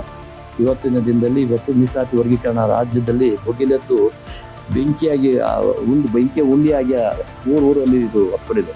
ಒಲಿರು ಮಾದಿದ್ರು ಅಣ್ಣ ತಮ್ಮದ್ರ ತರ ಇದ್ರು, ಎಡಗೈ ಬಲಗೈ ಒಂದೇ ಅಂತ ಇವತ್ತು ಕಿತ್ತಾಡ್ತಾ ಇದ್ದಾರೆ. ಈ ಇದೊಂದು ಕೆಲಸ ಮಾಡೋಣ. ಈ ಸ್ವಾಭಿಮಾನಿ ನಮ್ಮ ಸಂಸ್ಥೆ ಚಾನಲ್ನಿಂದಾನೇ ಈ ಮೂಲಕ ತಮ್ಮ ಎಲ್ಲ ಮಿತ್ರರಿಗೆ ಹೇಳಕ್ಕೆ ಇಷ್ಟಪಡ್ತೀವಿ. ಇವತ್ತು ಮೀಸಲಾತಿ ವಿಚಾರದಲ್ಲಿ ಓಪನ್ ಆಗಿ ಚರ್ಚೆ ಮಾಡೋಣ. ಅದಕ್ಕೊಂದು ದಿನಾಂಕ ನಿಗದಿ ಮಾಡೋಣ. ಒಂದು ಬಹಳ ದೊಡ್ಡ ಜಾಗದಲ್ಲಿ ಹಿರಿಯ ಮುಖಂಡರು ಯಾರಿದ್ದೀರಾ ಅದನ್ನು ಮುಕ್ತವಾಗಿ ಚರ್ಚೆ ಮಾಡಲಿಕ್ಕೆ ಈ ಮುಖಾಂತರ ತಮ್ಮ ಖಂಡಿತ ನಾವು ಆಹ್ವಾನಿಸ್ತೇವೆ. ಶೀಘ್ರದಲ್ಲೇ ತಾವೆಲ್ಲ ಮುಕ್ತ ಮನಸ್ಸಿನಿಂದ ಬಂದು ತಮ್ಮ ಅನಿಸಿಕೆಗಳನ್ನು ತಿಳಿಸ್ಬೇಕು. ಒಂದು ವಿಚಾರ ನಾನು ಮನವಿ ಮಾಡ್ತೇನೆ, ಸ್ವಾಭಿಮಾನಿ ಯಾವತ್ತೂ ಯಾರ ಪರ ಅಂತಲ್ಲ, ನ್ಯಾಯದ ಪರ, ಧರ್ಮದ ಪರ ಹಾಗಾಗಿರ್ತದೆ. ಇವತ್ತುವರೆಗೆ ನಾವು ಯಾವುದೇ ಒಂದು ಪಕ್ಷದ ಪರ ನಾವು ಇದು ಮಾಡಿಲ್ಲ. ನಾವು ಸ್ವಾಭಿಮಾನಿ ಸಂಸ್ಥೆಯನ್ನು ನಾನು ಪ್ರಾರಂಭಿಸಬೇಕಾದ್ರೆ ವಿಧಾನಸೌಧದ ಮುಂದೆ ಬಾಬಾ ಸಾಹೇಬ್ ಅಂಬೇಡ್ಕರ್ ಅವರ ಪುತ್ಥಳಿ ಮುಂದೆ ನಿಂತು ನಾನು ಅದನ್ನು ಪ್ರಮಾಣ ಮಾಡಿದ್ದೆ. ಅದನ್ನು ಯಾವತ್ತೂ ನಾನು ಮುಂದುವರ್ಸ್ಕೊಂಡು ಹೋಗ್ತೀನಿ. ಹಾಗಂತ ನಾನು ಯಾರಿಗೂ ವಿರೋಧಿ ಅಂತಲ್ಲ. ಸನ್ಮಾನ್ಯ ದೇವೇಗೌಡರು ಇರ್ಬೋದು, ಸನ್ಮಾನ್ಯ ಕುಮಾರಸ್ವಾಮಿ ಇರ್ಬೋದು, ಸನ್ಮಾನ್ಯ ಸಿದ್ದರಾಮಯ್ಯ ಇರ್ಬೋದು, ಸದಾನಗೌಡರು ಇರ್ಬೋದು, ಯಾರೇ ಇರ್ಬೋದು, ಈ ರಾಜ್ಯದ BJಪಿಯಲ್ಲಿ ಇರ್ತಕ್ಕಂಥ ಮಾಜಿ ಮುಖ್ಯ ಸನ್ಮಾನ್ಯ ಯಡಿಯೂರಪ್ಪನವ್ರು ಇರ್ಬೋದು, ಮಾದೇವಪ್ಪನವ್ರು ಇರ್ಬೋದು, ಯಾರೇ ಇರ್ಬೋದು, ಕಾರಜೋಳ ಇರ್ಬೋದು, ಯಾರೇ ಇರ್ಬೋದು, ನಾವು ನಿಮಗೆಲ್ಲ ನಾನು ಏನು ಮನವಿ ಮಾಡ್ತೀನಿ ಅಂತಂದರೆ, ನನ್ನ ಪಾಲಿಸಿ ಏನಪ್ಪ ಅಂತಂದರೆ ಒಬ್ಬರು ಪರ ಮಾತಾಡೋದು ಅಂತಂತಲ್ಲ. ಈ ರಾಜ್ಯಕ್ಕೊಂದು ಒಳ್ಳೇದಾಗಬೇಕು, ಈ ರಾಜ್ಯದ ಒಂದು ಸುಸಮೃದ್ಧಿ ಉಳಿಬೇಕಾಗ್ತದೆ. ಎಲ್ಲೂ ಒಂದು ಆ ಜನಾಂಗ ಕೊನೆಗೂ ಇವತ್ತಿಗೂ ಸ್ವಾತಂತ್ರ್ಯ ಬಂದು ಇಡಿಸಾದರೂ ಕೊನೆಗೂ ನಮಗೆ ದಲಿತರಿಗೆ ಒಂದು ಮುಖ್ಯಮಂತ್ರಿ ಆಗಲಿಲ್ವಲ್ಲ ಅನ್ನೋ ಭಾವನೆಗಳನ್ನು ಅದರಲ್ಲಿ ಯಾರು ನರಳಬಾರದು ಮುಂದಿನ ದಿನಗಳಲ್ಲಿ ಅನ್ನೋ ನನ್ನ ಭಾವನೆ ಆಗಿರ್ತದೆ. ನೋಡಿ, ಪ್ರಾರಂಭದಲ್ಲಿ KC ರೆಡ್ಡಿ ಅಂತ ಎಲ್ಲರೂ ಹೇಳ್ತಿದ್ದಾರೆ. ಅಟ್ಲೀಸ್ಟ್ ನಮ್ಮ ಮನಸ್ಸಿಗೆ ನಮಗಾದ್ರೂ ಬರಬೇಕು, ಅರೆ ನನ್ನ ರಾಜ್ಯದ ಒಬ್ಬ ದಲಿತನ ನಾವು ಇವತ್ತು ಮುಖ್ಯಮಂತ್ರಿ ಮಾಡಲಿಲ್ವಲ್ಲ, ನಾವು ಯಾಕೆ ಆಗಬಾರ್ದು ಅನ್ನೋದನ್ನು ಎಲ್ಲರೂ ಮುಕ್ತ ಮಾಡಿದ್ರೆ ಅವರು ನಮ್ಮೂರವರಲ್ವಾ, ನಮ್ಮ ರಾಜ್ಯದವರಲ್ವಾ. ಹಾಗಾಗಿ ನಾನು ಅದರಲ್ಲಿ ಸಹಕರಿಸ್ತೀನಿ.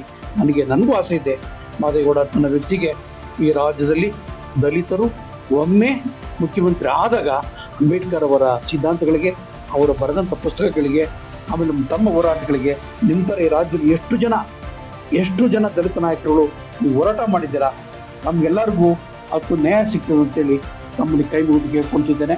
ಮುಂದಿನ ದಿನಗಳಲ್ಲಿ ಭಾಳ ದೊಡ್ಡ ಪ್ರಮಾಣದಲ್ಲಿ ಒಂದು ಚರ್ಚೆ ಮಾಡೋಣ. ಸ್ವಾಭಿಮಾನಿ ನಿಮಗೆ ಒಂದು ವೇದಿಕೆ ಕಳಿಸ್ಕೊಡ್ತೀವಿ.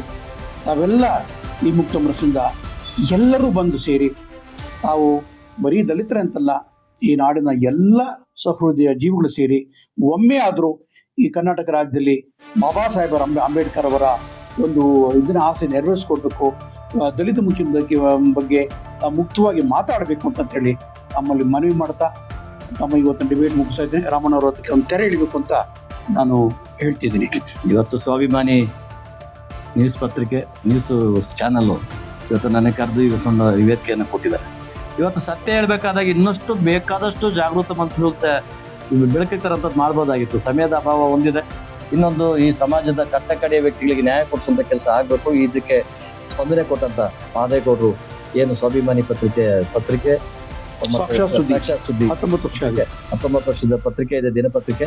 ಮತ್ತೆ ಈ ಸ್ವಾಭಿಮಾನಿ ನ್ಯೂಸ್ ಚಾನಲ್ ಎಲ್ಲ ಬಳಗಕ್ಕೂ ನಾನು ಅಭಿನಂದಿಸಿ ಮಾದೇಗೌಡರಿಗೆ ವಿಶೇಷವಾಗಿ ಧನ್ಯವಾದಗಳನ್ನು ಹೇಳಿ ಈ ರಾಜ್ಯದಲ್ಲಿ ಇನ್ನಷ್ಟು ಒಳ್ಳೆ ಚರ್ಚೆಗಳಾಗಲಿ ಅಂತ ಶುಭವನ್ನು ಹಾರೈಸಿ ನನ್ನ ಮಾತು.